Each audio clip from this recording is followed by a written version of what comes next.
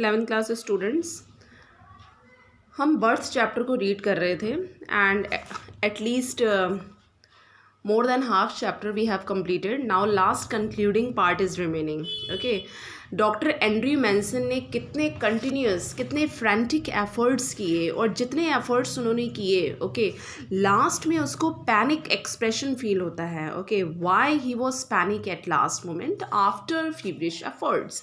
अब देखिए यहाँ से हमें स्टार्ट करना है. The floor was now a draggled mess. Stumbling over a soaping towel, Andrew almost dropped the child, which was now wet and slippery in his hands like a strange white fish. अब देखिए hot water, cold water और इसकी जो therapy उन्होंने treatment follow किया था, उसके बाद भी, इस रेमेडी के बाद भी उस लिटिल चाइल्ड के ऊपर कोई भी फ़र्क नहीं पड़ा. ठीक है, तो इसलिए उसने कहा है, डॉक्टर एंड्रयू मैनसन ने जब अपने चारों ओर देखा, यहाँ वहाँ सब जगह एक मैस ही मैस फैला था, हर जगह बिखरा हुआ सामान पड़ा हुआ था और उसके हाथ भी गीले थे और साथ ही साथ सोपिंग टॉवल का यूज़ जो उसने किया था, गीले टॉवल का, उस पर Andrew almost drop the child which was now wet. Okay, वो बच्चा भी पूरी तरह से गीला था, लेकिन वो बच्चा क्या, उसमें भी ऑक्सीजन, वो अभी लाइव नहीं हुआ था, इसलिए ऑक्सीजन की कमी थी पूरी तरह से और वो कैसा लग रहा था, एक स्ट्रेंज वाइट फिश की तरह. For mercy sake doctor, whimpered the midwife, it's stillborn. Please doctor, आप क्यों इतने एफर्ट्स कर रहे हैं?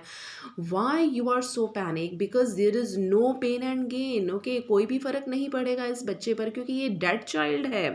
Andrew didn't heed her. Okay, beaten, despairing, having laboured in vain for half an hour. मतलब उस मिडवाइफ की बातों का उस पर ज़रा भी फ़र्क नहीं पड़ा क्योंकि वो चाहते थे कि ये dead child, still born child को मैं किसी तरह बचा लूँ. ठीक है, तो वो आधे घंटे के जो उनके प्रयास थे वो भी वेन में गए, बेकार गए. He still persisted in one last effort, और अभी भी वो एक लास्ट एफर्ट करना चाहते हैं.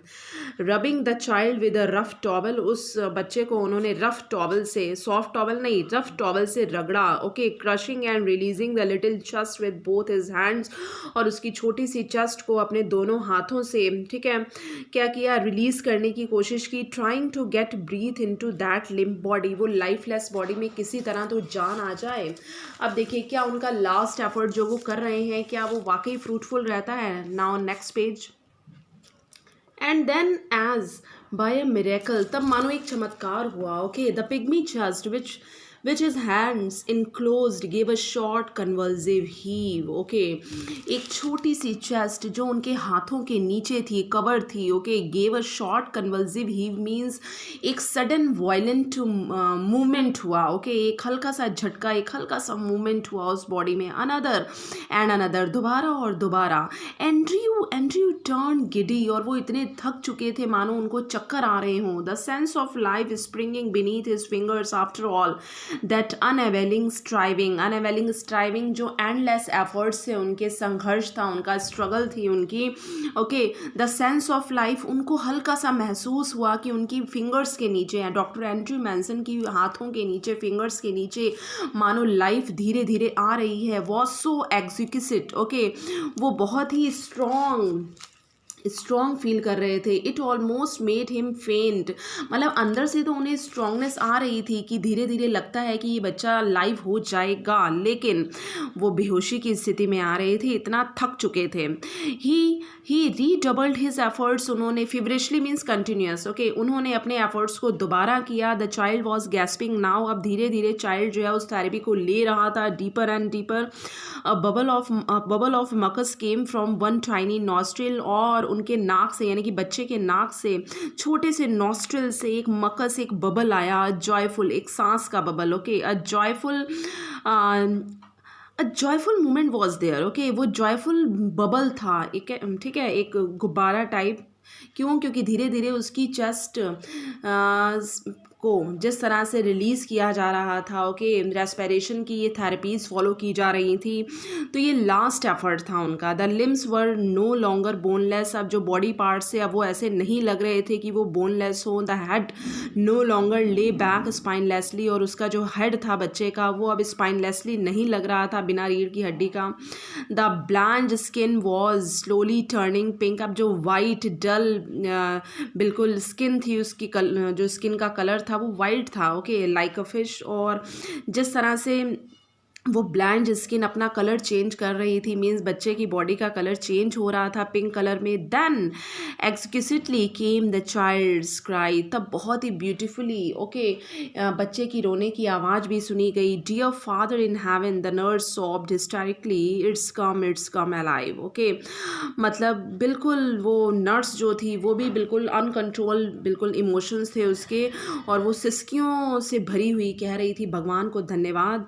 Andrew handed her child, Andrew ने उसे चाइल्ड को सौंप दिया। ही फेल्ट वीक एंड डैज्ड, अब इतने एफर्ट्स के बाद, इतने घंटों के एफर्ट्स के बाद वो अपने आप को बहुत ही कमज़ोर और बेहोशी जैसा महसूस कर रहे थे, बिल्कुल स्तब्ध। About him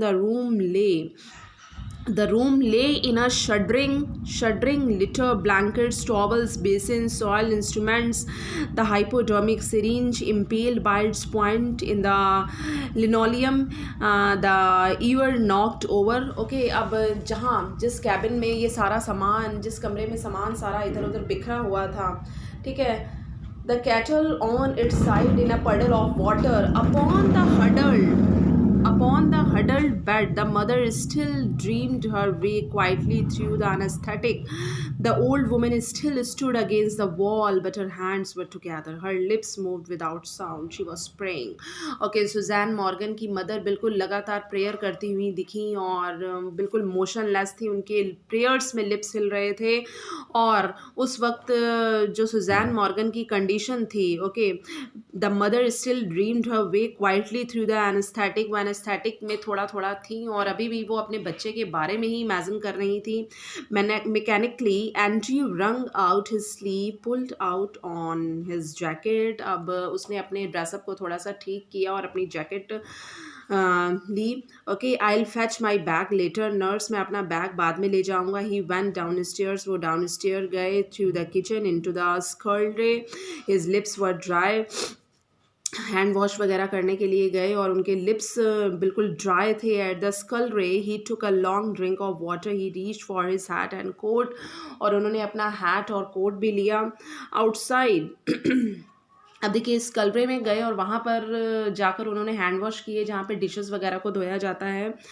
outside he found Joe standing on the pavement with a tense expectant face, और बाहर उस बच्चे के फादर यानी कि जो मॉर्गन खड़े थे, जो कि एक एक्सपेक्टेंट फेस के साथ खड़े हैं कि वाकई मुझे अच्छी न्यूज़ सुनने को मिलेगी। और जो मॉर्गन को अभी तक पता नहीं था कि अंदर ये सीन चल रहा है कि स्टिल बॉर्न चाइल्ड को के लिए स्ट्राइव किया जा रहा है, संघर्ष किया जा रहा है, बट नो प्रॉब्लम, अभी तो वो बच्चा जीवित है। ऑल राइट जो, he said thickly, both all right, यानी कि दोनों माँ और बेटे दोनों सही हैं। It was quite light, nearly 5 o'clock, क्योंकि मिड नाइट से वो लगातार एफर्ट्स कर रहे थे, तो अब 5 बज चुके हैं सुबह के। A few miners were already in the streets, और कुछ माइनर्स यहाँ वहाँ गलियों में थे। The first of the night shift moving out as Andrew walked with them, spent and slow, his foot falls echoing with the other under the morning sky. Okay, he kept thinking blindly, oblivious to all other work he had done in Blanley. Okay, यहाँ तक कि अब ब्लैनले में जो आगे भी वो काम करेंगे, इस केस का बुरा इफेक्ट नहीं पड़ेगा, क्योंकि ये केस सक्सेसफुल हो चुका है, उनके हाथ में एक सक्सेस आ चुकी है कि इतने टफ, इतने क्रिटिकल केस को उन्होंने हैंडल बहुत अच्छे से किया। अब ब्लैनले में उनका फ्यूचर जो है वो स्पॉइल होता हुआ नज़र नहीं आएगा उनको।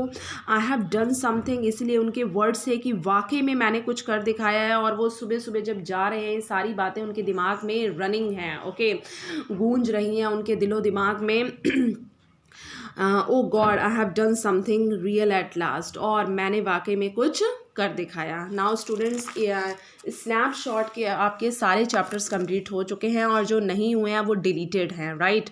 Now this book is completed. अब हम इसके बाद की वीडियोज़ में हॉर्नबिल के चैप्टर्स को डिस्कस करेंगे। Thank you.